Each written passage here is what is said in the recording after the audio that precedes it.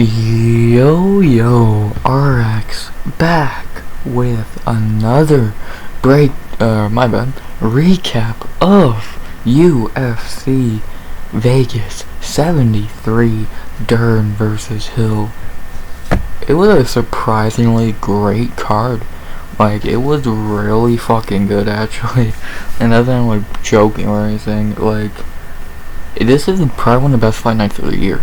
And any argument, you're just wrong. It was an amazing card, and I'm excited to recap it. And I think this is going to be, by the end of the year, going to be one of the probably top 15 best cards, because this one was really fun from top to bottom. So, not much more to say. I'm actually doing a recap on time this time. I'm fucking shocked. Been 3 weeks, but you know, I try. So, not much more I can think to say besides please like, comment, sub, 100 subs, the goal by the end of the year. And as always, you want to recap some fights? Let's recap some fights. 12 fights in total, and we begin with one of the two bad fights, and I say two because there were only two out of 12, which is, I think, very good odds. And we begin with Themba Gorimbo versus Takashi Sato. Not bad. Not the best fight in the world, but it was not the worst fight in the world. Definitely be the second worst fight in the card, I think. But overall, it was not bad. Clean sweep for Themba. In round one was the closest round I can think. A lot of clinchings, so both got on top a little bit of control time, but overall Themba did win round one. Round two, Themba clipped Sato early and knocked him down, and then just laid on him for the rest of the round. And in round three, both were gassed, but Themba was still able to control and win. And yeah, Themba Gorimbo got his first UFC win, 30-27 across the board, no dispute. And yeah, he did not look bad. If I'll be honest, in one part, this one thing that I was right about was they are heavily close in skill. Not lie, they were close in skill, but Themba was better a little bit. Yeah, it's not a bad performance by Themba. The performance I actually completely expected, almost exactly like the Gunnar Nelson fight against Takashi Sato. Sato just has no ground game, and his chin is very weak. And Themba showed both of those things. He clipped Themba, like I said, in round two, or he clipped Takashi in round two, and then he pretty much controlled him. I think I wonder what his stats were for control time. I'm guessing probably up to 12 minutes. Like, combined, because he had at least 3 minutes a fucking round, and if not more. So he pretty much just controlled the fight, and he looked good. His gas tank looks decent. He does start to gas in round 3, but to have 2 rounds of gas and still not be completely gassed in round 3 is not bad. Does he have holes in his game? Yes. His striking is very underwhelming, and if Takashi was any bit talented on the ground, he could have probably got a couple submissions. Themba does leave himself open, but besides that, Themba looked good. Good second fight, step down competition big time in a fight he should win. He looked good. Of course, he just like most fighters, they say they're in their post fight, I'm gonna get the belt. No, Themba's not very good. He can be a guy like Takashi Sato, which was good to know and see, but like I said, in his debut he lost to AJ Fletcher just because AJ Fletcher's better. So good return fights for Themba, and he showed pretty much what he is good at. He's gonna try and grapple you. He thinks he has a better gas tank than you. His striking is okay, but nothing you're worried about. Unless you're Takashi Sato. So, good return fight for Themba. For Takashi, it's over, man. 4 L's in a row, and 4 not great L's in a row. What, Miguel Baeza, Gunnar Nelson, Brian Battle, and now Themba. Yeah, you can't get mad losing to Gunnar Nelson and Brian Battle. Miguel Baeza, fine at the time, and Themba is not the greatest look in the world. It's done. He needs to go. He needs to be cut. He's 32 years old. He has no wrestling. His chin is very weak at this point.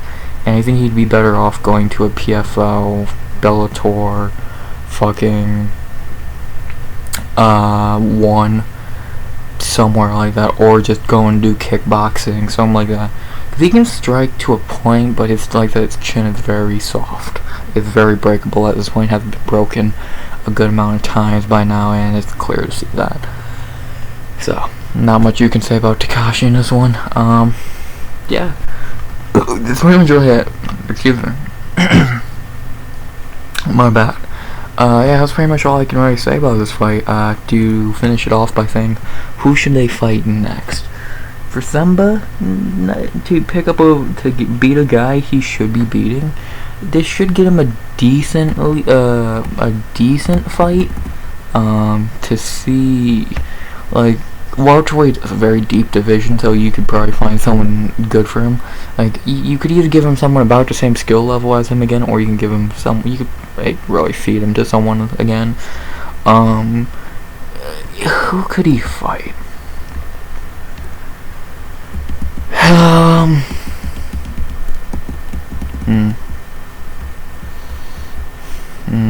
Josh Quinlan. I like that. I like the Quinlan fight. Yeah, I don't mind that Quinlan fight. I think that's a really good fight for both guys. Quinlan can show off his wrestling if he has. Cause I don't remember him doing much wrestling in his fight against Waters, and it's a good step up for Themba. Yeah, I don't hate that fight. Unless I'm seeing someone better, I guess Bedoya, but I think Bedoya should be finding someone better since he probably beat Chaos. Sorry about the background noise. Angelosa, but I doubt it. Yeah, I like that Josh Quinlan fight. I think that's a good fight for both guys. Yeah, why not? I think that works for both. Like I said, Themba gets a step up from Takashi, but not a step up to something like even like an AJ Fletcher. And Quinlan gets a good bounce back fight after his first loss, and it's a very winnable fight for I think both guys to a point. So yeah, I like Themba, Gorimbo, and Josh Quinlan. And then for Takashi Sato, like I said, cut him. It's time for him to go 4 in a row. L's. Yeah, it's time to get cut, dog. I had fun. A couple good moments. Jason Witt knocking out in 48 seconds. Brian Battle was a dope KO. Ben Saunders. But yeah, it's time to go. So, not much more saying the fight. Decent fight to open card. Not anything special, nothing you're gonna remember. The second worst fight on the card. On a card like this, that's not a bad thing though, because so many of the fights were really good. And who should they fight next? I like Themba Gorimbo versus Josh Quinlan, and Takashi Sato needs to go. See ya, bro. Nice having you around, but 4 L's in a row, 4 L's. Deuces, brother. Good bounce back for Themba Gorimbo. After that is when we started the card really, and we started off with a hot ass banger, and not actually I'll take it back, not even a banger, just a fucking showcase, and a fight that went exactly like how everyone knew it would. We have Natália, Silva, and Victoria Leonardo. Could this one any more fucking predictable? Natália Silva made Victoria Leonardo look like a fucking child. For the almost 3 minutes that this went, Silva literally did whatever the fuck she wanted. It was kind of sad. Leonardo had nothing for Silva, and it showed quick. Pretty much what we all expected. Silva literally just did whatever the fuck she wanted. And she got to finish, man. 3 minutes, she made Leonardo pretty much give up. She really fucked up her face with I believe a left that cut open her cheek really bad, bruised her face, rocked her bad. She had her rocked she threw a bunch of kicks to try and hurt her, get the finish, and eventually enough damage, Leonardo just went up against the cage and sat down and quit. Natália Silva, man, what can you say? She looks phenomenal. She looks fucking phenomenal. She just can't. For the flyweight division, have you ever seen? Is there anyone really with a better first 3 fights? Fucking not many. What, Val, who won the belt in her second fucking flyweight fight? Natália Silva is a fucking issue. Like, we've not seen someone, like, she's getting Erin Blanchard vibes where she's just gonna run through everybody. Easily. Like, she's not broken a fucking sweat. Today, let alone in her career so far, what she did to Jasmine and on her debut, destroying Jasmine for 15 minutes, who again, Jasmine Jasvicious is pretty good. Then taking Bledsoe in a dominant performance, and now destroying Leonardo. It's insane. And I'll say again, if her UFC fights were flipped and it went Leonardo, Bleda, Jasvicious, dude, that would be impressive as shit. And in that case, I don't know how you can give her a ranking, but now I think it's time to even she needs to fight a step up in competition, because Blade and Leonardo, these two fights shown, she's way better than all these people. You cannot give her another layup. You cannot give her Akapova or fucking Luana Karolina. Give her a real fight. Now, maybe not a ranking fight per se, because most of the bottom ranked females are already booked. But someone close. A couple people threw out a Joanne Wood. I don't like that, because I don't want to see what. It kind of falls in the same thing what I said. Listen, what does it show for Natália? And B, don't feed Wood to Natália. So let Wood not get fed to Natália. You know, I think I said after her London fight she should fight fucking Tracy Cortez. So yeah, I'm not doing her better, but I try. I'll talk about who I think Natália should fight. I have someone in mind, but I'll look again. But I think I have a good fight for her. And then, to talk about Leonardo, what can you say? It's Victoria Leonardo. You know what you're getting. Someone who's not very good. In her first 2 fights, she looked bad. And can you really be, like, in her 3 losses in the UFC so far, can you really be mad, though? I mean, she's losing to good people. I'll give her that much. I'll give her benefit of the doubt. She's not losing to bad fighters. Manon Fiorello, Melissa Gatto, and Natália Silva. 2 of them, I think, one of them's already a top-ranked fucking flyweight. One, I think, is going to be, and Melissa Gatto's really good, I think. And then her last loss outside of the UFC was Erin Blanchfield. So she's fought killers, and when she did fight someone shitty like Mandy Boehm, she looked good and won. So I think she's in the same boat as Themba Gorimbo. She's going to win fights. She should. She should beat Mandy Boehm. But she has no chance against Manon and Natália Silva, that's fair. Not many do. So I think that's a fair, her skills are good enough to beat Mandy Boehm and to do pretty good outside the UFC against 4-0, 5-3 females. But she just does not have the skills to hang with decent fighters, which is fine. A lot of fighters made a career out of that shit. So how many I can probably, if I really look down the roster, there's probably a couple fighters who made a career out of not being good enough to beat good fighters, but good enough to beat shitty ones. So that's not a bad career to have in the UFC. So I'll talk about who Leonardo should fight in a second. But overall for this fight, it can't really be mad at it. If you're Leonardo or in general, you can't really be mad at Leonardo or be shocked. She's plus 600 against a minus 1,000, so it's not shocking.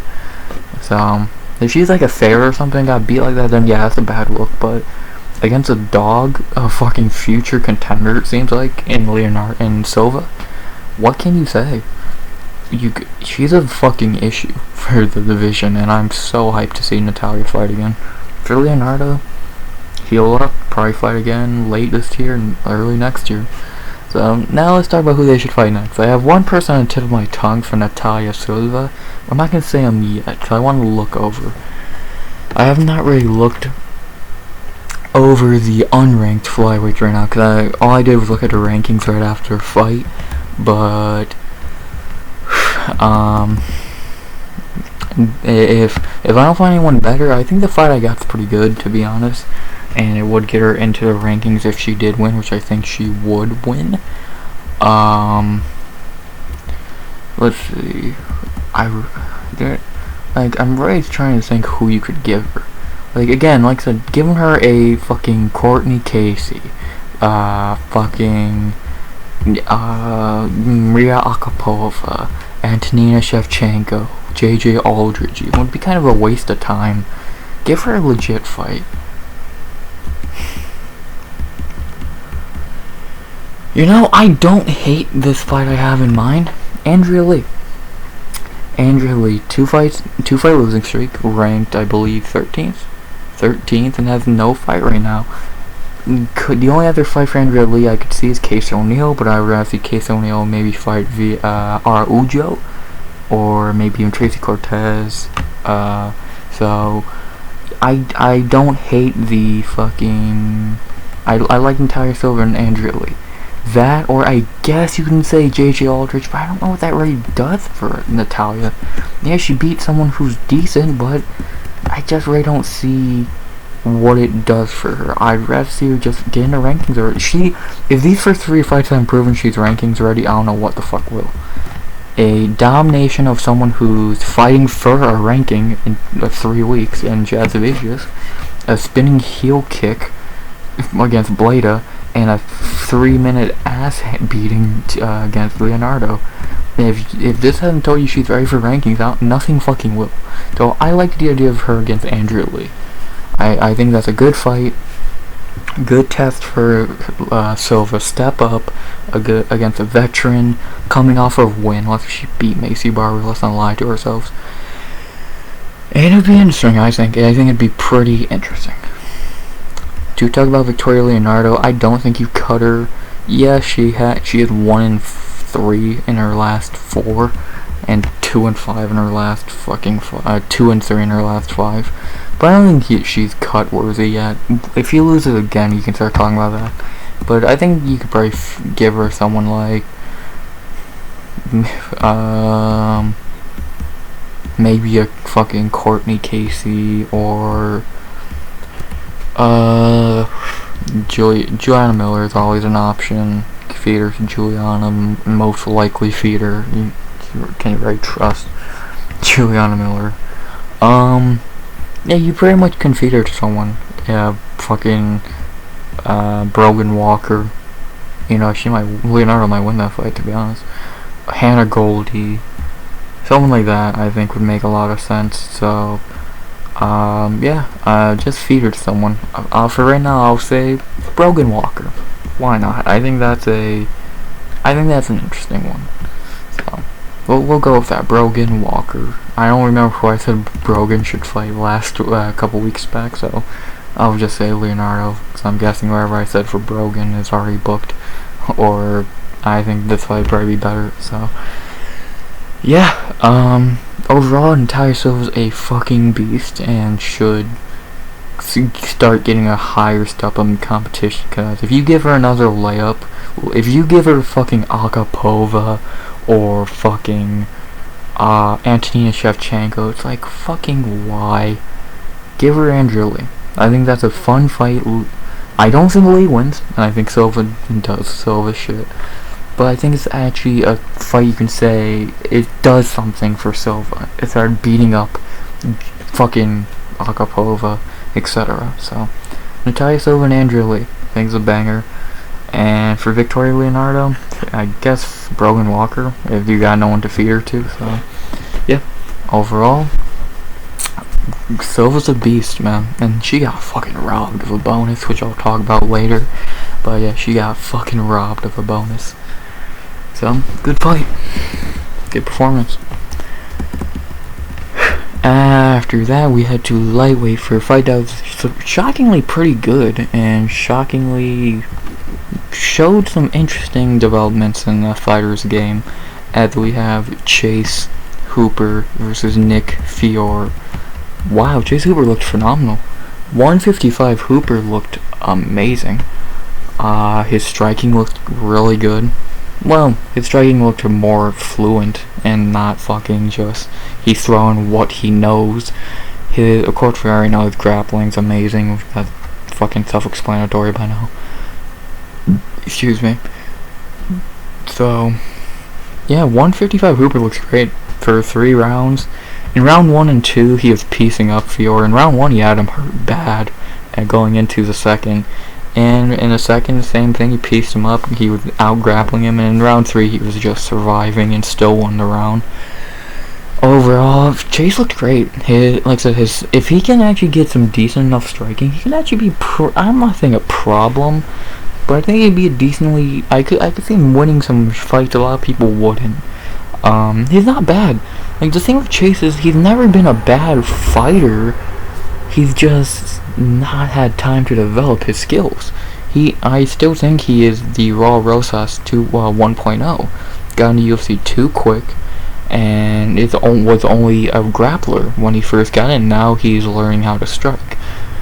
And like I said, his striking looked good. He throws really good volume. He has a good gas tank. I think he landed significant strikes, or in total, I forget. I think in total he landed like 272, I believe, or some shit like that. He landed a triple-digit number, and he looked good. Of course, like I said, his grappling, his grappling still looks amazing, of course, and like I said, I think that weight cut was actually affecting him more than you would think, so maybe this is weight class for him, and after one fight, at least I can say it does seem like that. Talk about his opponent, Nick Fiore. Yeah, it's Nick Fiore. He's not very good. And yeah, he really was underwhelming in this fight. I think he was caught off guard more than anything. I did not think he had any respect for Chase's hands, or didn't think anything of them. And then when Chase came at him with striking, and actually decent striking, he was like, what the fuck? I was only planning to stop your submissions. And I think underestimating Chase really did hurt Fiore in this one. If he even did, I think he did. And I think that does play into another fight later. But I think he's not very good. Like, I think this makes that Rembeski fight look even worse for Rembeski, because Chase dominated Fiore more than Rembeski did. So yeah, Fiore is another guy who is only in the UFC because he would say yes on short notice to someone. He'll probably lose his next fight and get cut because he's not very good. His striking is very weak. His grappling is okay, and yeah, he's probably not gonna be in the UFC for more than one more fight. So not much you can really say here. This was his time to show if he is good, and he did not show shit. Besides, he is tough, which we saw that in his first fight anyway. So, yeah, not the best look for Fiore. Great look for Chase Hooper. And now to talk about who they should fight next after I get the lightweight rankings and all that up, because they don't have Chase Hooper ranked at lightweight yet on Tapology. They need to get that shit ASAP. I think who you can book Chase against now is either someone maybe Lolo, or you can give him, if you just want to have some crazy fun, Chase Hooper and Patty Pimblett. You're telling me that's not fucking funny? I know they're not gonna do that. They're gonna feed Patty to Matt Frivola, hopefully, but I think fucking feeding him to, I think Patty and Chase Hooper would be very entertaining. Build up alone, I think, would be hilarious. But what can you do? Okay, I got them rankings up. Them lightweight rankings.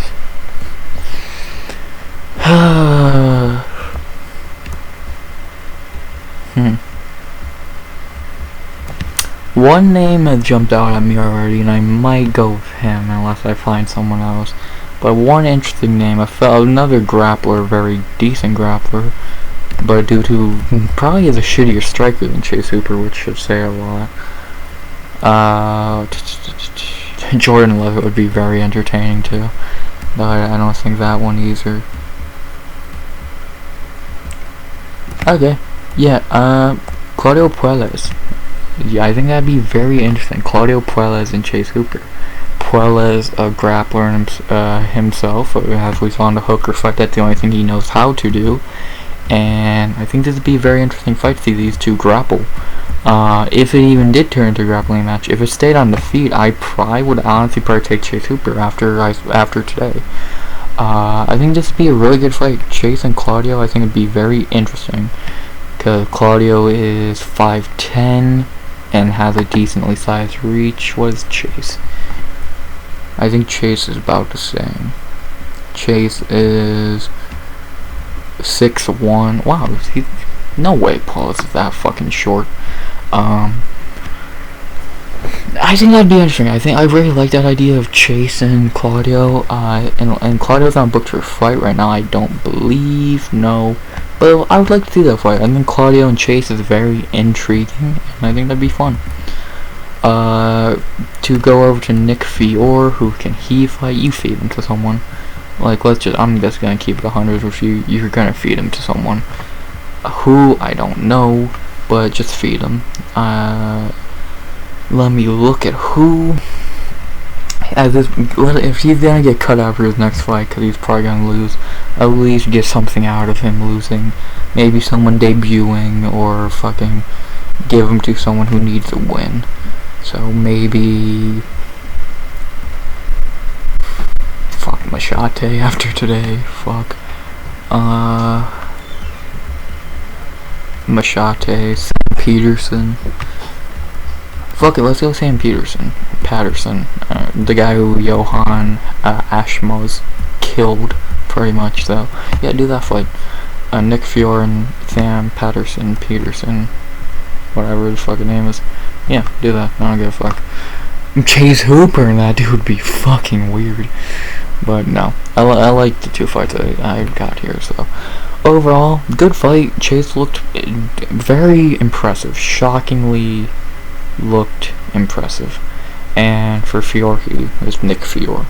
So who should they fight next? I like Chase Hooper and Claudio Puelles, and I like Nick Fiore versus Sam Patterson. I think both make sense. Chase and Claudio, I think, would be a very entertaining fight, and Nick could be a good comeback fight for Sam Patterson. So yeah, happy to see Chase back in the win column, and I hope he doesn't lose the next one, because at that point he literally is just a win-lose fighter, because he literally since his UFC debut he's won WL. So let's hope he can actually make a win streak for once. So good lightweight debut for Chase Hooper. After that, we go to the worst fight on the card on paper and in execution, and I'm not going to talk about this fight much because it was the hardest fight to score on the card decision wise, but it was not a good fight in any means. And I'm talking about Rodrigo Nascimento versus Ilir Latifi. Very underwhelming fight. In round 1, Nascimento just walked Latifi down, kept him against the cage.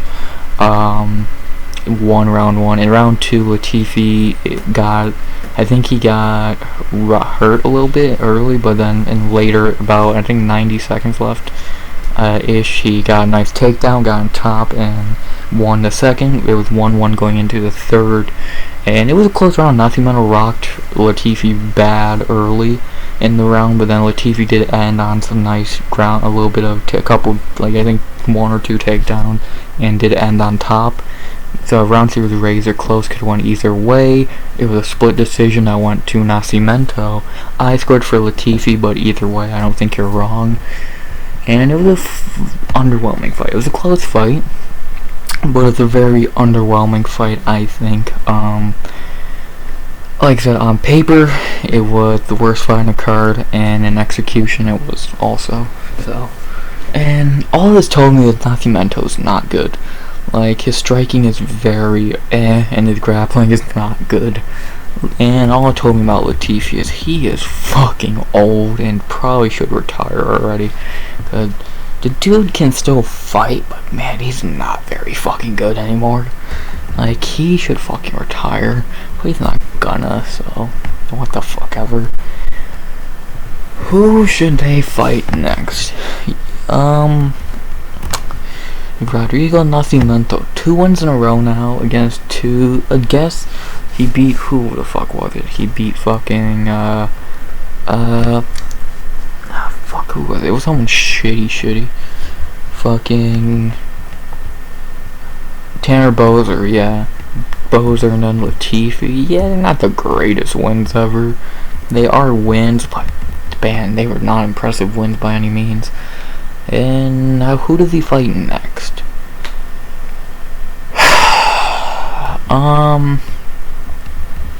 You could give him to someone like, maybe you can give him to someone you want to see get a win. Maybe a Chris Barnett, a fucking I won't hate Chris Barnett, but I would probably say there's better fights for Chris Barnett. Maybe feed him to like a Waldo Cortez Acosta or a Carl Williams. I think Carl Williams should have a really good performance against him. Someone like that I think would make sense. Give him to someone who will probably beat him. Heavyweight's such a dry division. Fucking Mo Usman I think is not terrible either. So any of those work. Feed him to someone who will probably beat him and can probably look good, no less. So, and for Latifi, I don't know. He should fucking retire is all I can say. If he does fight again, actually, I like the Chris Barnett idea for him, because that fucking screams interest. So I really like that fight. I think that fight's very fucking interesting. So I guess do that fight, or maybe Parker Porter for easier guy. So something like that. Heavyweight's such a weird division when it comes to these lower level guys, and it's kind of sickening. And so yeah, overall, not the best fight, and definitely if you missed this card, don't watch this fight. It was very bad. So who should they fight next? I guess Nascimento versus, I'll say Parker Porter, and have Latifi fight Chris Barnett. I think that screams funny. So yeah, not much to say. Forgettable fight. After that, we hit the long streak of the great fights, or good fights on this card, when we begin with a fight that I told you, motherfuckers. I told you. We have Gilbert Urbina versus Orion Cosce. I told you, Cosce's not fucking good. He's gonna fucking gas, and he did. In round 1, Urbina looked decent on the feet. Cosce landed a couple shots, but overall Urbina won the first half, and then he got to the ground and just landed ground and pound and got almost a 10-8, if not a 10-8. And then in round 2, Cosce broke a rib, or fucked up his ribs in round 1, and about 3 minutes into the second, the pain was too much, and he quit.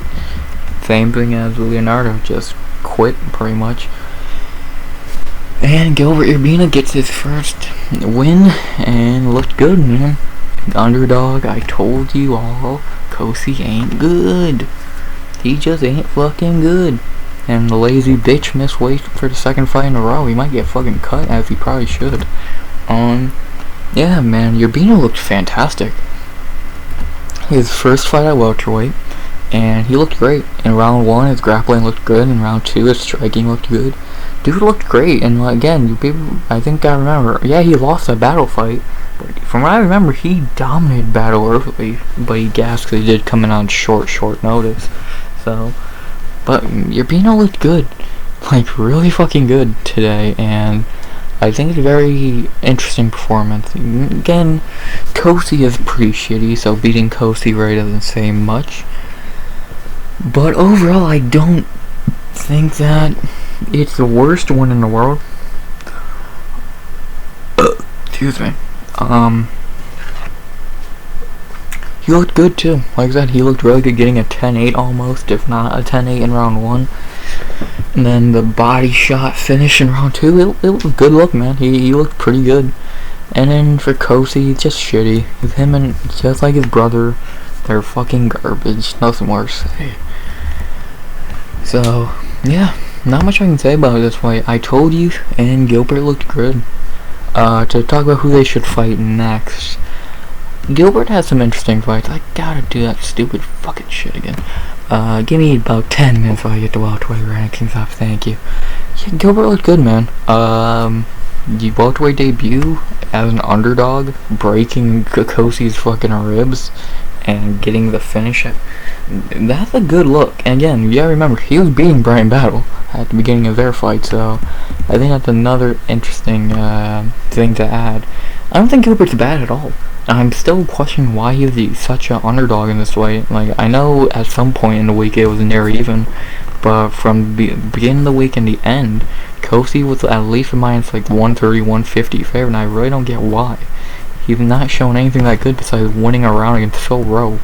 So I don't get it. I don't get the fucking hype on Orion. So hopefully that hype is over on that fucking bum. But now, who should Gilbert Urbina fight next?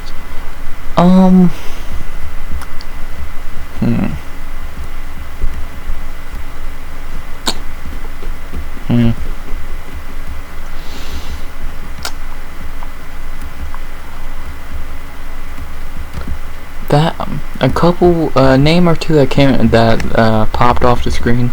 AJ Fletcher would be a fun fight. I think that would be very fun. Or Angelosa. I think either of those would be very interesting. Gabe Green, Miguel Baeza, Manir Lazez, Trevin Giles. I think all of those are very interesting fights for him. I guess I'll go Angelosa. I think that's a decent fight. I think that'd be a very interesting fight. Good test for Urbina. Ainge is okay. He's also 1-1 in the UFC. So I think that'd be a fun fight.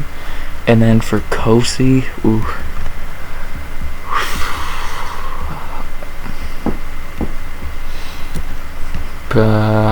Preston Parsons.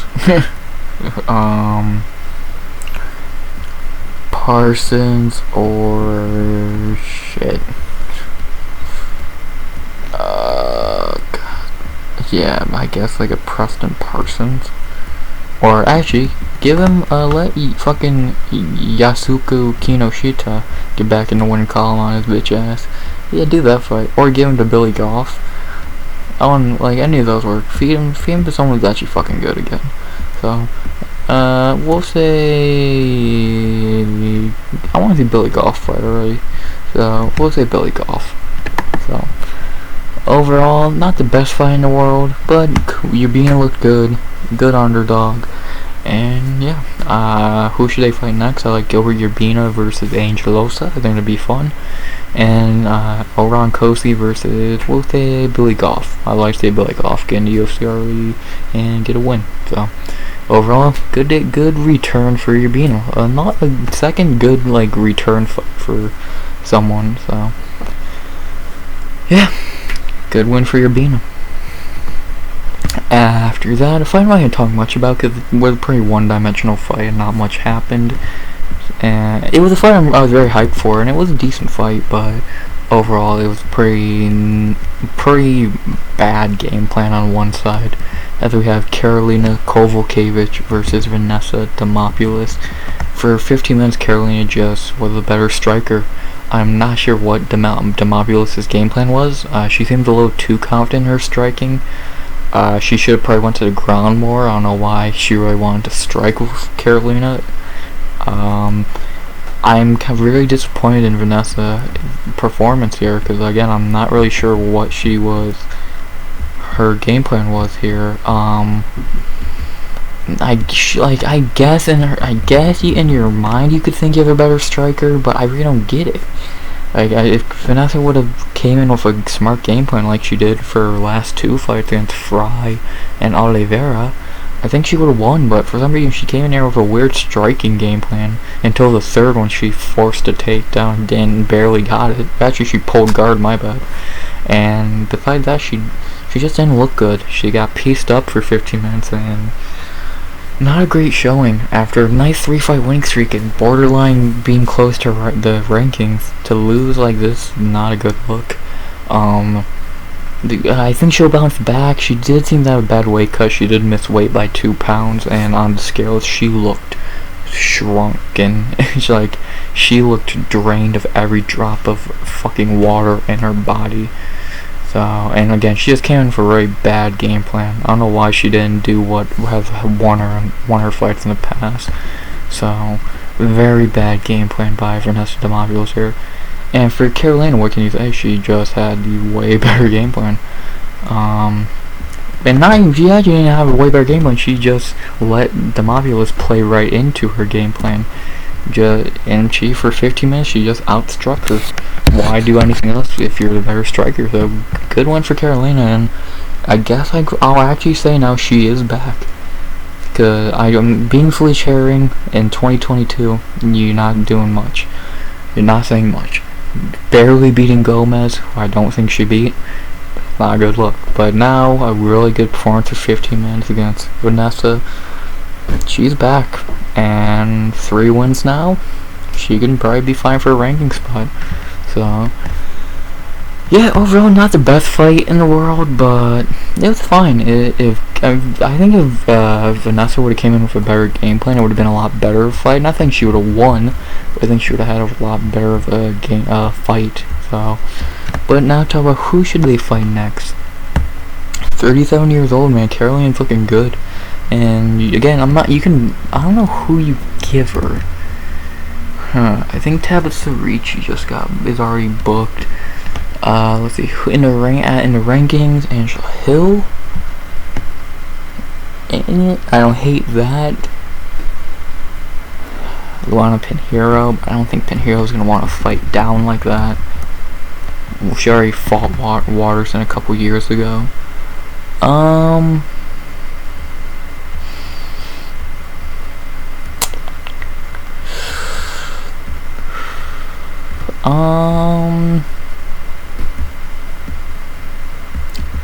Has she never fought Angela Hill? Huh. Or, wait, where is she ranked? Are they unranked Polyana Viana? Shit. I mean, I don't hate that fight. Polyana Viana and Karolina Kowalkiewicz. That or Luma Luke Boomy, but I don't think they're gonna do that fight. Because, like, at the bottom of the rankings, really, everyone's booked, or I really don't see that fight happening. Like, from 10 to 15, Tatiana's already booked, it would make no sense. Ribas is fighting at flyweight now. Waterson already happened. Pinheiro, I doubt, would take that fight. Hill, I could see it, and I don't hate it if it's never happened, and I'll tell you right now if it's ever happened. No, it's never happened. That's very interesting. And Tabitha Ricci's already booked. I don't hate the Polyana Viana fight. I think that's a very good fight. I don't hate that. Like I said, I don't hate that fight at all. Yeah, it's between Angela Hill and Polyana Viana, in my opinion. I guess, again, you could say Luma Luke Boomy, but I really don't think I'm doing that fight. So, like, it's a tough one, because strawweight's such a good division that you could, like, if you don't do, yeah, fuck it, Karolina and fucking Angela Hill, why not? I think that makes a lot of sense. And yeah, it's gonna take a while for Hill to be, I think Karolina talked about August or September. So let's see, June, July. Yeah, Angie might be able to fight by then. Maybe. It's questionable. But I like that fight, man. I really like that fight. And I don't see why not do it. So, Karolina Angela Hill never happened. Why not? Let's get that fight going.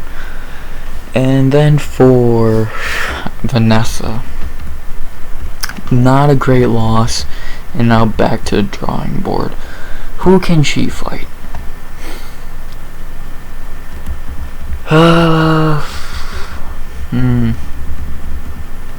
maybe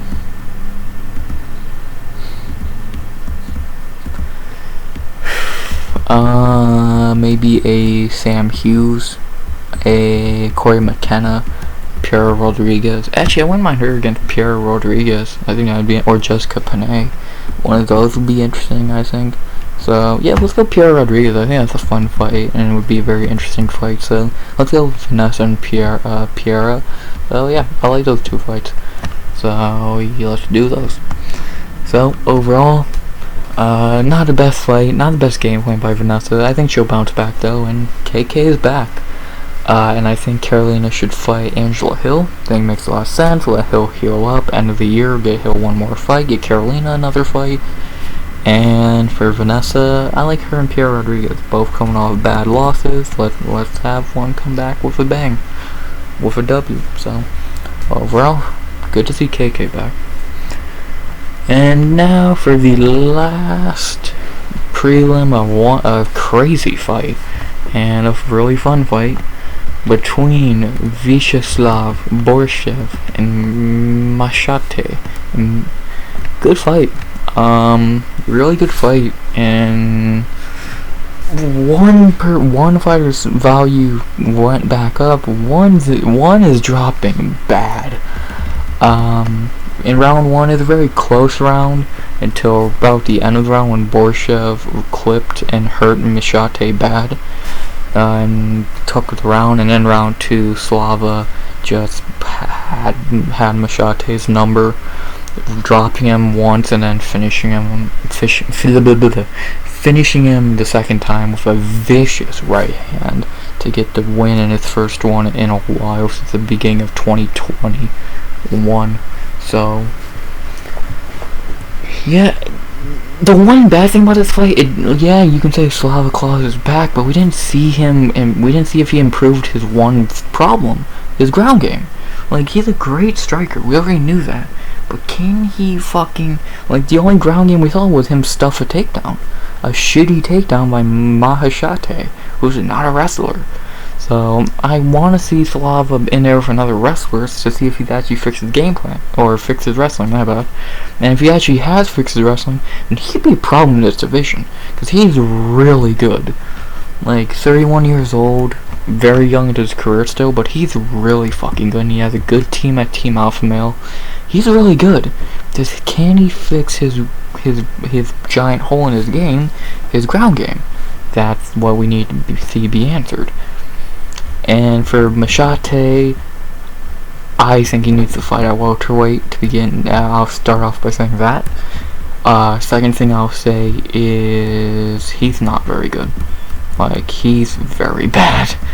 Like, the half, like, yeah, you knocked out Steve Garcia. Steve Garcia ain't very good. Yes, you had a close fight. Let me rephrase that. You had a good fight with Hoffa Garcia, but you still did pretty much get dominated.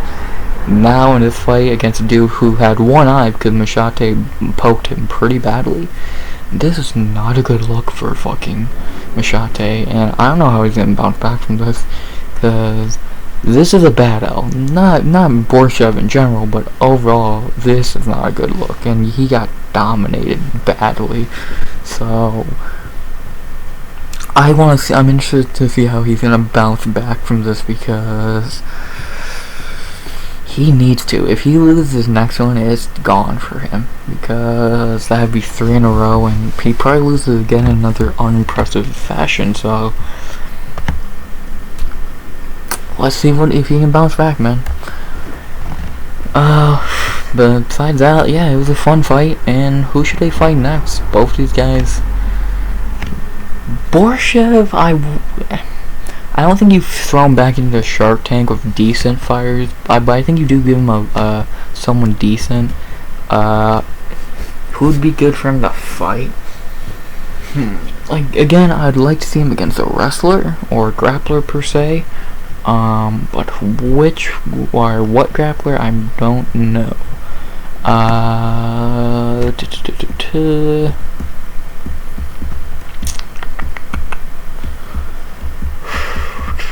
Maybe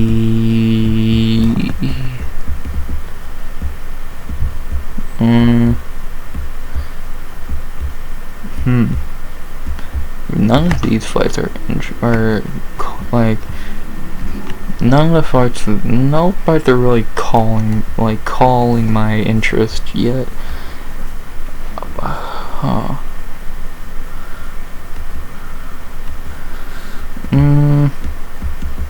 It's sad Jim Miller's already booked.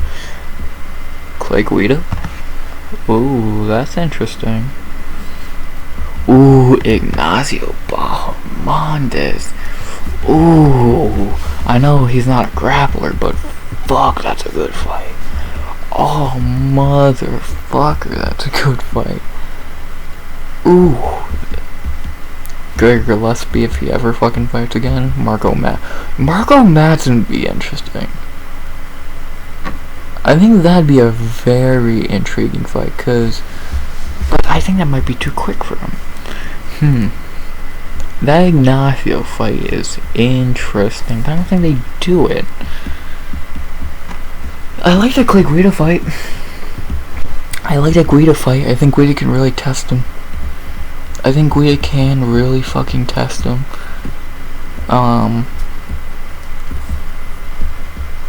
Unless someone else is calling, like, again, Ignacio's very interesting. I would like to see him against maybe a Greger, or I think Marco Madsen's a very interesting one, but I just don't see that happening yet. Maybe if he, let's say he did beat a Clay Guida, but even then that would probably answer my question. Guida's interesting. I'm leaning Clay Guida. I think that'd be a very fun fight. We know Guida's down for anything, and I think he'd be more than willing to fucking fight Borshchev, man. So, yeah, why not? Let's do that shit. Guida and Slavaklav. I think that's very intriguing. And then for Maheshate, man, he needs a win. Bad. Nick Fiore's an option.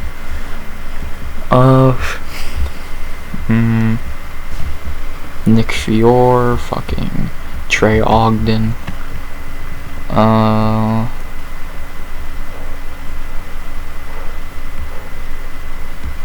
Yeah, either of those I don't hate.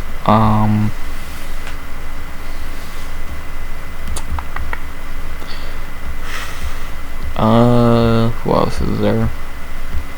God, it's crazy how deep lightweight is. Yeah, I don't hate either of those. We'll say Trey Ogden. I think that's a decent one.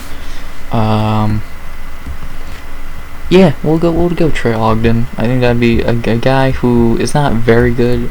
Omar Morales, I think, too, if he ain't cut. But yeah, I think Trey Ogden's a good one. Would be a decent challenge for Maheshate. A guy he should be. If he loses that, he has to go. So I don't hate that one at all. So overall, good featured prelim, lived up to the hype I had for it. And who should they fight next? I like Slavaklav versus Clay Guida, and I like Maheshate versus Trey Ogden. I think Slava and Guida screams an interesting, fun fight, and I think Maheshate can get back on track versus Ogden. If not, it's time for him to get cut. So, yeah, great performance by Slavaklav, man. He looked really good. It's already almost been an hour of me rambling. Holy shit. I love talking about fights. Well, prelims were pretty good. Outside of Latifi and Gorimbo, I would say everything is you should rewatch if you missed it. To talk about the 5-fight main card, which only had bangers, even the weakest fight on the main card was still fun, and we begin with a fight that, holy shit, what a knockout. As we have Diego Ferreira versus Michael Johnson. Holy fuck, Diego Ferreira. In round one, Michael Johnson looked a lot better. It seemed like Diego was knocking off ring rust.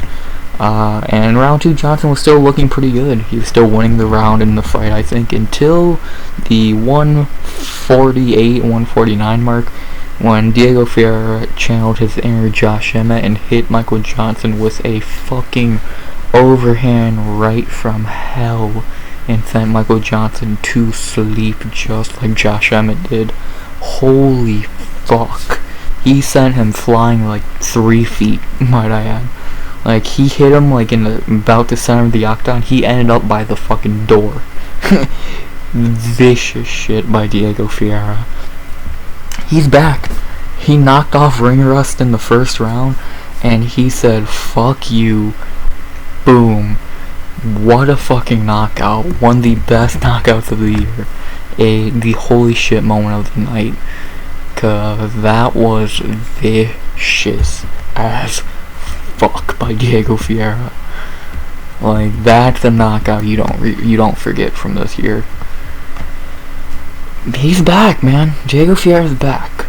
And to beat Michael Johnson after 3-fight losing streak and a year layoff and losing round 1, not looking good, is in 2023 is not bad. Michael Johnson can still go, and like I said, MJ was winning round 1 and was winning the fight.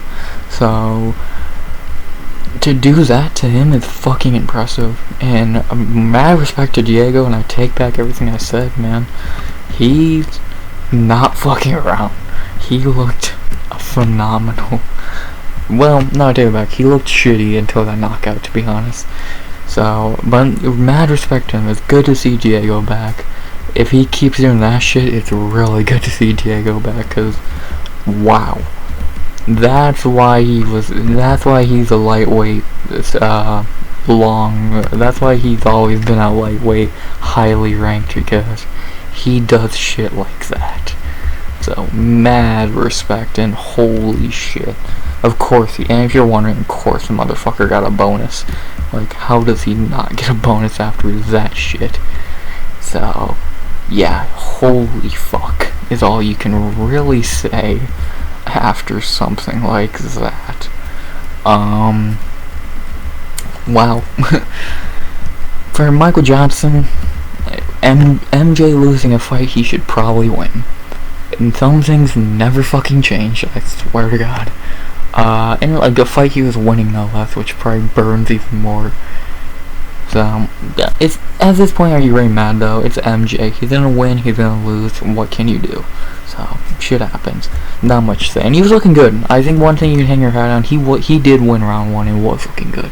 He did look like the better fighter for the first round, and for 6.5 minutes. So, yeah, to talk about who they should fight next. Diego. The guy popping off the screen the most, and I'm so sorry, but Drew Dober is interesting. I think that would be a very interesting fight, fun fight. Dober coming off a bad loss, and fucking Diego putting himself right back in the fucking picture for lightweight. I think that'd be fun. I think those two would scrap. Another guy that came to mind was Terrence McKinney, but I don't think they're gonna do that shit. So yeah, I like that Drew Dober fight, and I'm pretty sure it's never happened. It was booked twice, but did not happen. Both canceled. One canceled because of you know what, and one canceled because Diego pulled out. But yeah, they've already tried to book that fight once. Why not? Let's book it again. Third time's a charm. I feel it. I think it would be a really good maybe prelim headliner for a pay-per-view or main card, maybe fight night co-main. So I think that'd be a fun one, man. Let's do that shit. And then for MJ, it's MJ. Win, lose, draw. He's gonna be back. He's gonna keep doing his thing. I thought a couple people say he should retire. No, not yet. He can still go. Like, again, he won round 1 and he was looking good. Just he got clipped. It happens to everyone, man. Most of the time. Just go back to the drawing board. Who would I like to see? Who do I think MJ should fight? A couple names have came to mind. Alex Hernandez, if he stays at 155. Terrence McKinney, I think would be really entertaining. Terrence McKinney. I think Terrence McKinney would be fucking hilarious of a fight, and I think that'd be really entertaining. Both guys coming off brutal KOs. Let's do that shit. So MJ and Terrence McKinney, that's fun. So overall, holy shit moment of the card. Definitely knockout of the year contender. And who should they fight next? I like Diego Ferreira versus Drew Dober, and I like Michael Johnson versus Terrence McKinney. Dober and Ferreira screams fight of the night. Johnson and McKinney screams fun banger. So let's do those fights, man. holy shit, Diego Fiore. Like, I think I said he got a bonus. I don't know. Don't remember if I did say that, but I'm pretty sure I already did. So, respect Diego Fiore, dude. That man's a good. After that, we head to welterweight for a very weird fight, and a fight that made me look stupid. My pick.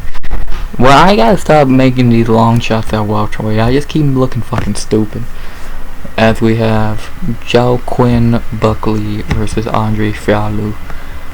In round 1, Buckley was more active, throwing the bigger shots. Fialho was very passive.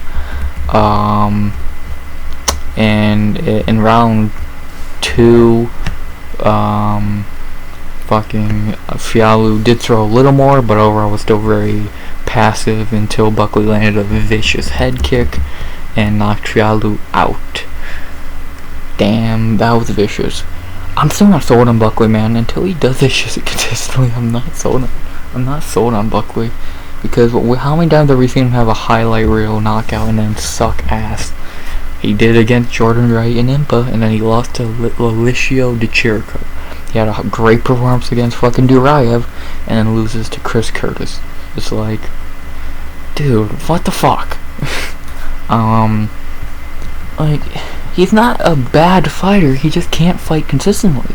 Maybe he will at welterweight, but until then, dude, I can't fucking trust him. Like, yeah, he beat Andre Fialho, but how good is Andre Fialho? Dude's on a 3-fight losing streak now, and is just a shitty boxer. One thing I will say is Joaquin Buckley looked really good at welterweight. His physique looked fine. He didn't look like he had a bad cut, and he looks like this is his weight class. Good knockout, highlight reel, got robbed of a bonus, but until he does this against A, consistently, and B, someone really good at welterweight or decent, I'm not sold on Buckley yet. He's a guy who just have fucked me and many other people picks-wise too many times. So, gotta see if he can do it consistently. And then for Andre Fialho, yeah, I think his little hot streak from 2020 has worn off, and now he's probably on the chopping floor if he loses again. He had his moment in the spotlight, two nice knockouts back to back, but then Jake Matthews beat the shit out of him, Muslim Salikov beat the shit out of him, and now Joaquin Buckley beat the shit out of him.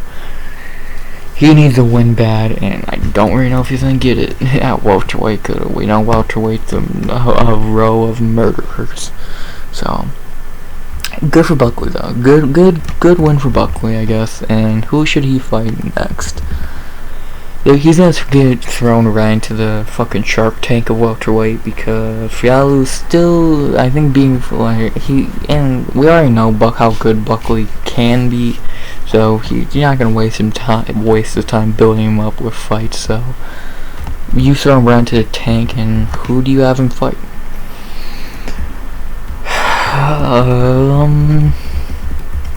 Brian Bow would be fucking interesting. I think Kevin Lee would have been fucking hilarious trash talk between those two.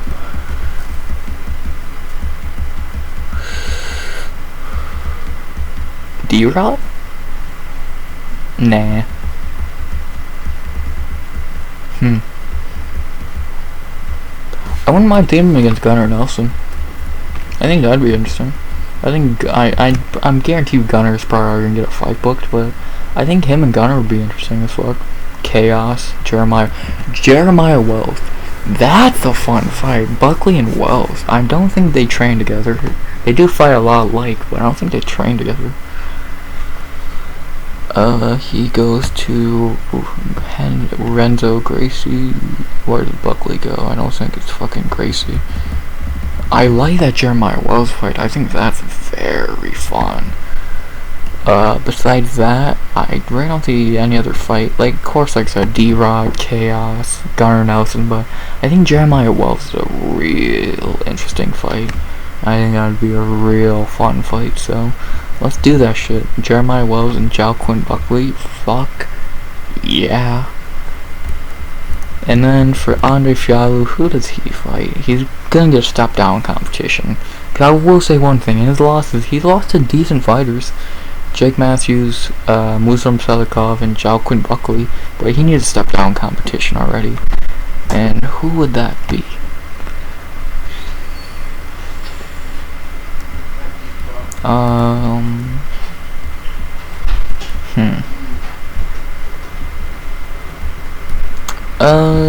A name that just flew off the page that I think would be fun is, well, not fun, but I think Ramiz Brahima would be interesting.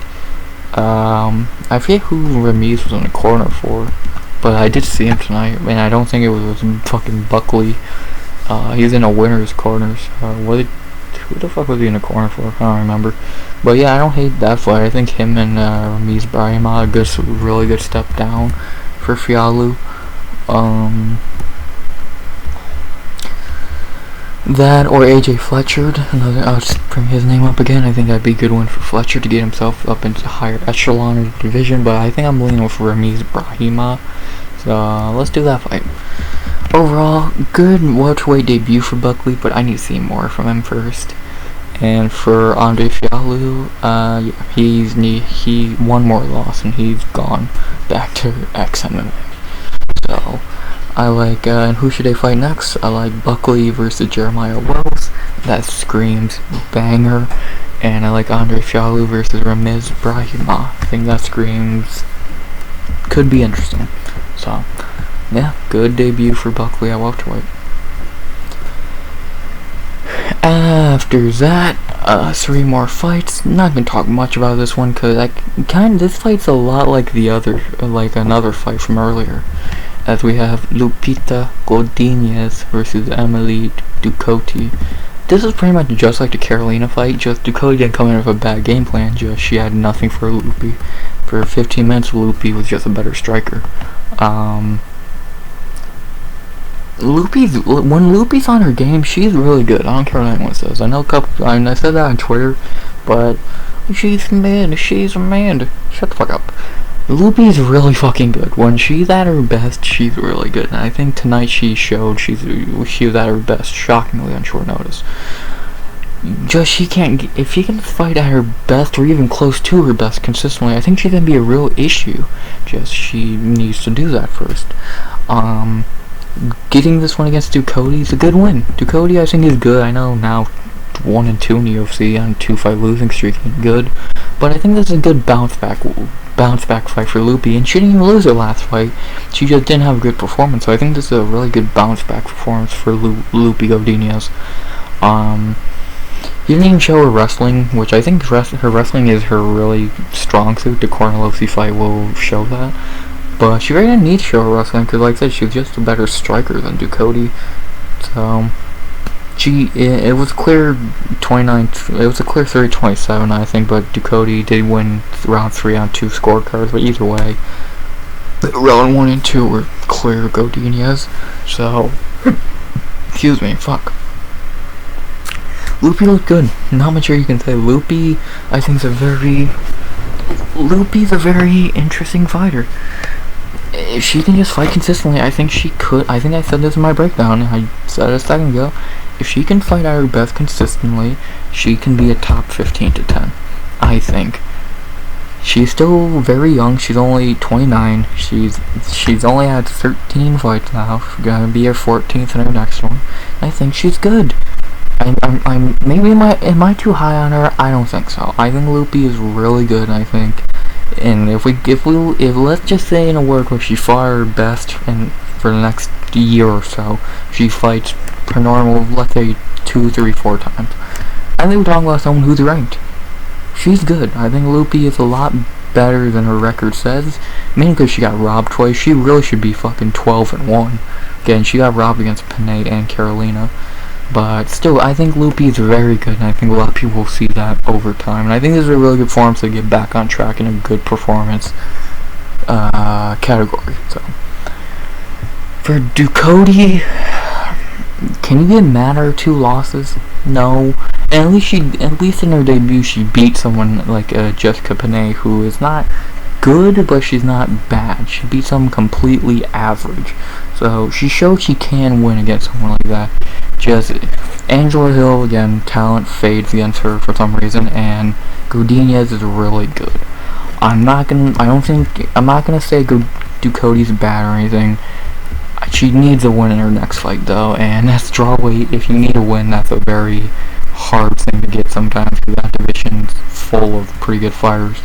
So unless they give her a super layup like a fucking Lisa Reed or fucking Jinyu Fry, I really don't see Ducote being banked in to keep her job after her next fight, because she needs. It's crazy to think that this time a year ago she was ranked 15th, and now she's on a 2-5 losing streak. So not even a year ago, what, fucking 8 months ago, some shit. Yeah. Ducote's good, just she's not better than Loopy. So yeah. To talk about who they should fight next, the main fight for me that's come to mind for Loopy is, I think, the common sense one after the only reason she's fighting tonight, and I'll talk about that. I'll talk about who I think that is in a second, unless I find someone better. But I don't think I will find someone better, because a lot of strawweights look just like the Karolina problem. A lot of them are already fucking booked, and that's a problem. Like the lower ranked ones, either are already booked or it makes no sense. Polyana Viana. The only reason Loopy fought tonight was because Polyana pulled out. So let's do Polyana and Loopy. I think that makes a lot of sense. I think that's a really fun fight, and I think it's a very interesting fight. So fuck it, let's do that fight, man. Loopy and Poly. I think it'd be a fun one. I think it'd be I'd really like to see that on another fight night main card. I think it's a great fight. I'd very much enjoy to see that. Yeah, fucking English. I'd like to see that. So, yeah. And now for Ducote. Fuck. She's in a bad spot. But who could she fight? Ooh. Diana Belbita after she beats Maria Oliveira in Canada, or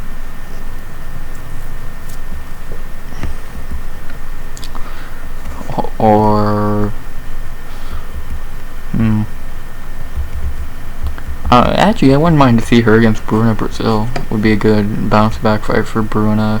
One of them gets a nice win, the other falls down farther. Yeah, I don't hate the Bruna Brazil fight for Ducote. Like, I would hate to see one of them lose, but I don't hate that fight. I think it'd be a fun one. Or if they want to give her, it's hard to book Ducote because you really don't know what the UFC is trying to do with her. Maybe her versus fuck it, I like the Bruna Brazil fight. I think that'd be a fun fight. I think it could go either way, and one of them gets a nice one, the other one falls deeper into a hole. So yeah, I like that fight. So fuck it, let's do that. Overall, pretty good main card fight, pretty good middle of the main card fight, and pretty good showing by Loopy. Who should they fight next? I like Loopy and Polyana Viana for obvious reasons, and I like Ducote versus Bruna Brazil. I think it would be a nice bounce back for Bruna, and I think it could be a not Ducote's bounce back win against someone who she can beat. So, good fight. After that, we go to the co-main event, which I'm not going to say much here because I don't think there's much to say. One of the most predictable fights on the card. Anthony Hernandez versus Edmund Shabazian. Can you all motherfuckers stop saying people are back for beating a can? So many people said Edmund is back for beating Dolce Lungambula. Dolce is garbage, man. Shabazian is not back. He's still the same shitty fighter he was. He can't wrestle for shit. He has no gas tank. He can just strike. To break down this fight, in round 1, Edmund started off pretty good striking, hurt Fluffy a little bit, but then later into the round, Hernandez started to gas him out with wrestling, and then in round 2, Hernandez kept on kept wrestling and easily won the second, probably at 10-8. Or actually it was a 10-8, and then in round 3 he got the finish quickly because Edmund just kind of was done. The finish a lot like Brunson and Edmund, where Edmund was not done, but he was just, he had no chance at that point, and just saved the fighter from another 4 minutes of damage. So good stoppage by Herb Dean, and good win for Fluffy, man. Fluffy's really good. His striking still needs a little bit of work, but man, he's a vicious grappler. He has terrible ground and pound. If he had good ground pound, he would have got to finish in the second, like I predicted almost. But if he can get good ground pound and fix his striking up a little bit, he's gonna be a problem for this division. His gas tank's really good. His wrestling's really good, and that cardio can really his cardio and wrestling could be a huge problem for people. And I hope they give him a step up in competition already, because that's what, 5? Is that 4 or 5 in a row now? I think that's 4 in a row. Vieira, Frem, fucking Marc-Andre Barriou, and Edmund Shabazian.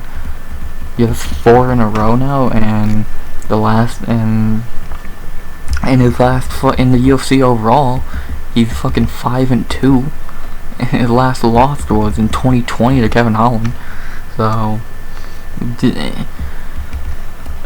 I hope they give him a legit fight now. I think it's time for him to get a step up in competition, and let's hope that he gets it. For Edmund, I think we know where Edmund sits at this point in the UFC. Unless he weirdly gets really good, which I highly doubt, we know where he's gonna sit. He's gonna win some, he's gonna lose some. He's gonna win against shitty fighters like a Josh Frem, like a maybe he might lose to Gerald Mearshart, like a Trayshawn Gore. But he's gonna lose to even some like an Andre Petrosky, I think beats him.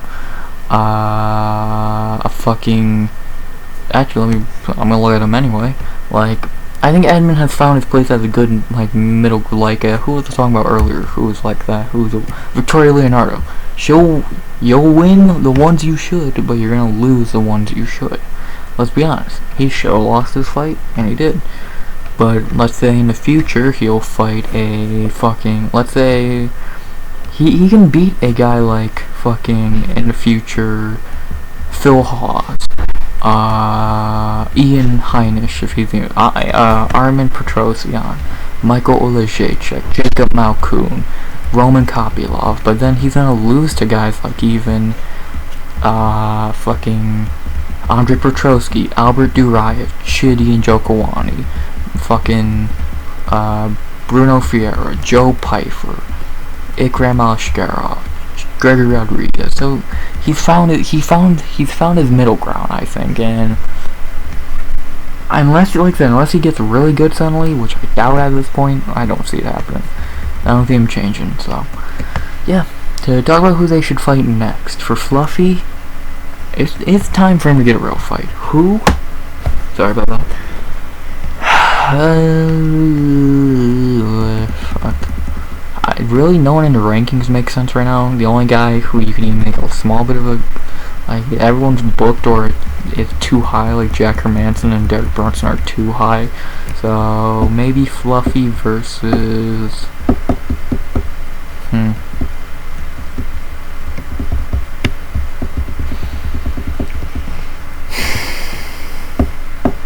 maybe, I guess, GM3? Or, yeah, I guess GM3 wouldn't be terrible. Like, if anything, I'd say wait it out. Like, let's see how things play out, and then we can talk about who Fluffy should fight. Because right now, unless they give him a huge fight, a huge step up, like a huge jump in the rankings to Brunson, Hermanson, or Delage, I think just wait out and see what happens. So let's just see what happens. I know a guy who, Kyle Borrello, I think they should go separate ways and not fight each other. So hope they don't do Kyle and Fluffy. I like both and I want to see either lose. So yeah. And then for Edmund, who should he fight next? I like the Phil Hawes idea. Two guys who kind of have the same path. You know what? I like him against Chidi and Jokawani. I I like Chitty and Edmund. I know I swear I book Chitty every week in a fight, but I really like Edmund and Chitty. I think that'd be a fun fight. So yeah, either I like Chitty or GM or Phil Hawes. I think either work, but I think I'll go Chitty.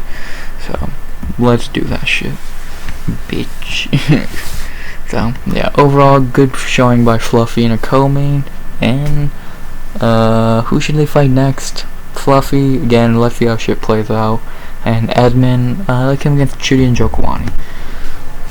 Edmund, we know what we're getting with Edmund now, so again, I think that's always kind of a bad thing when we know what we're getting with a fighter, especially if it's not good.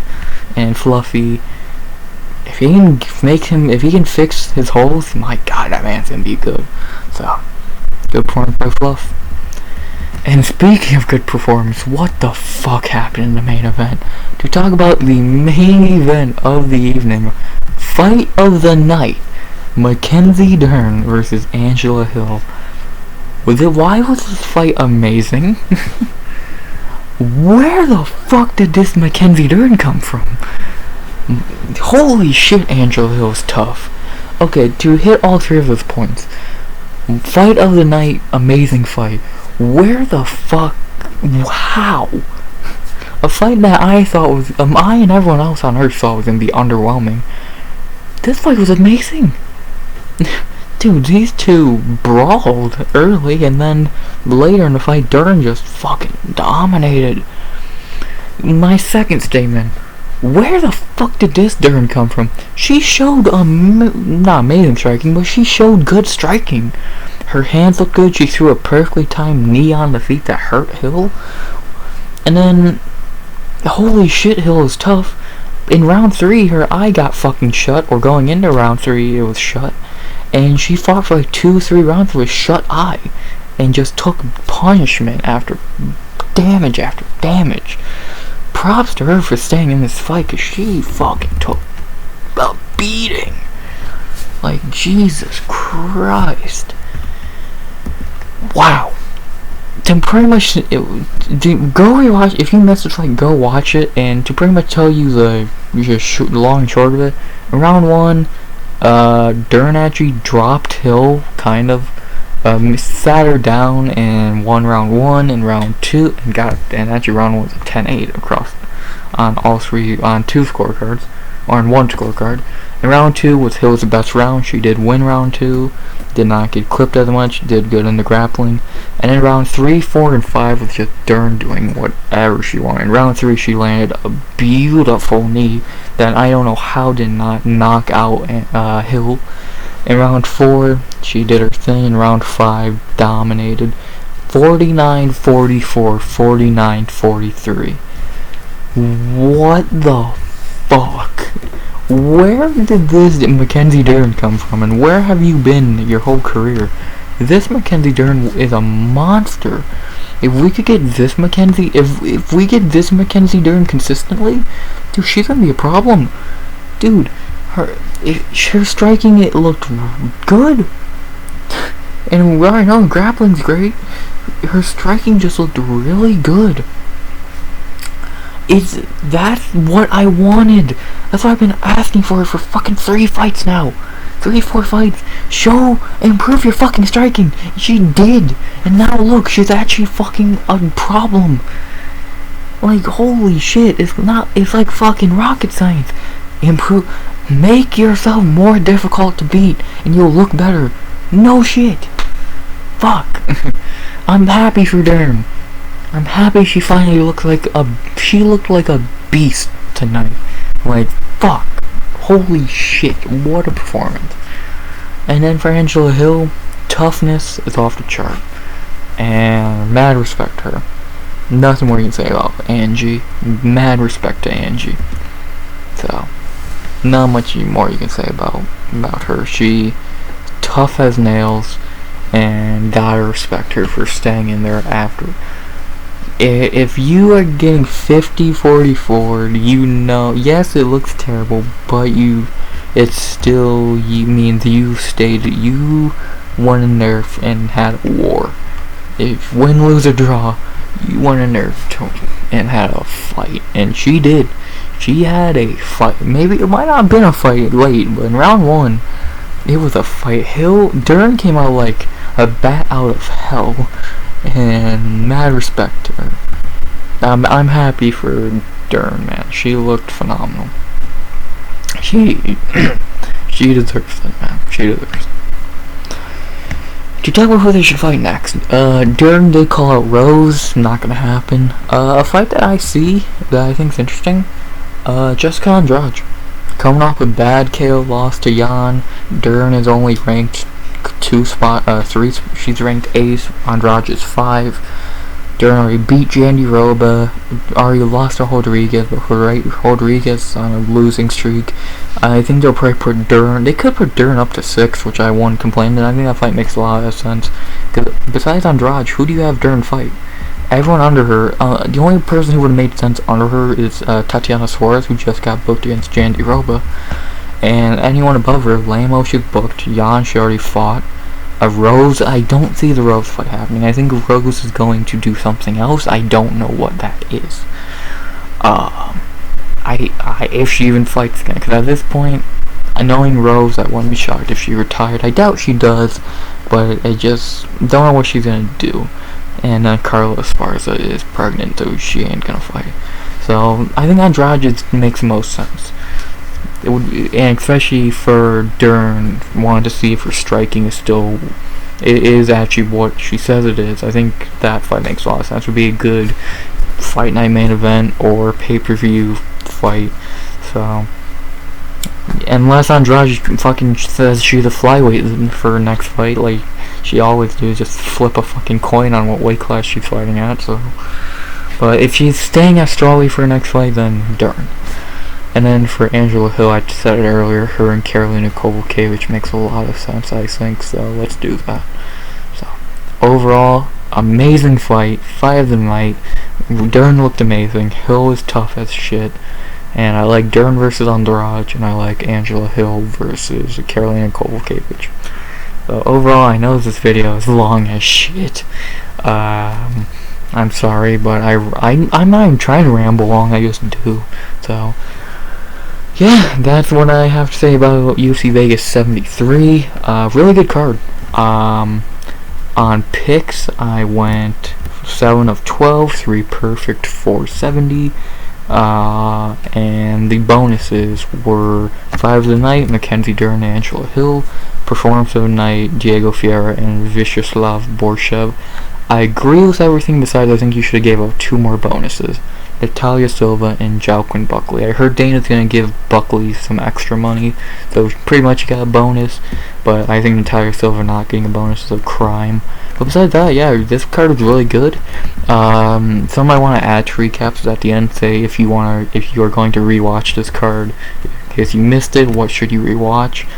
You should rewatch this. If you missed this card, you should rewatch everything besides Nascimento and Gorimbo.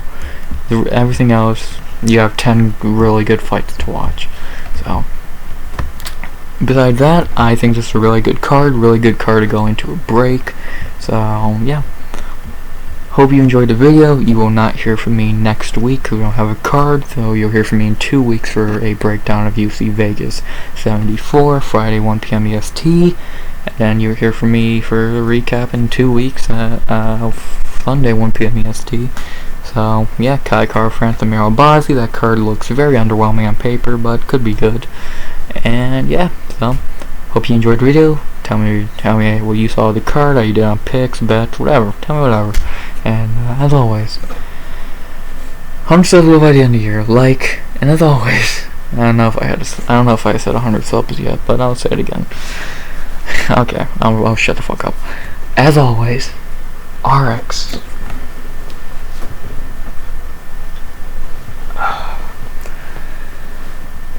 Out. Yeah. I have nothing else to say.